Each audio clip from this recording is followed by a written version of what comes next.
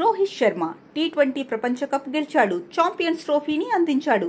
ఇప్పటికే పొట్టి ఫార్మాట్ కు వీడ్కోలు చెప్పేశాడు. ఇప్పుడు వన్డేలకు గుడ్ బై చెప్తాడని అంతా భావించారు. కానీ రిటైర్మెంట్ తీసుకోవడం లేదంటూ స్పష్టం చేశాడు.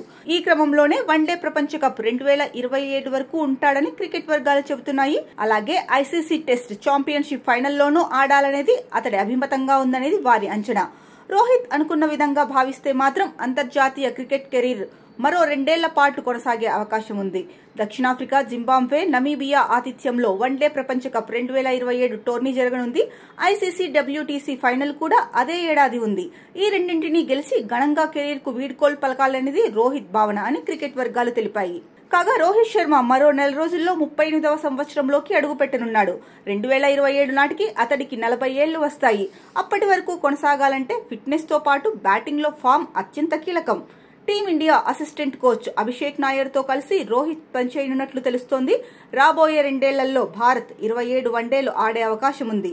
దినేష్ కార్తీక్ నుంచి కేఎల్ రాహుల్ వరకు నాయర్ కోచింగ్ పై మంచి గురి ఉంది. రోహిత్ తో కలిసి ఆడిన అనుభవం ఉంది.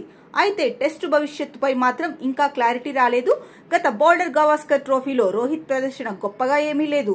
దీంతో ఐపీఎల్ ముగిసిన తర్వాత టెస్ట్ కెరీర్ పై రోహిత్ నిర్ణయం తీసుకునే అవకాశం ఉంది.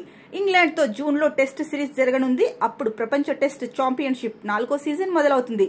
WTC ఫైనల్ కు చేరుకోవాలంటే భారత్ కు ఈ సిరీస్ అత్యంత కీలకం.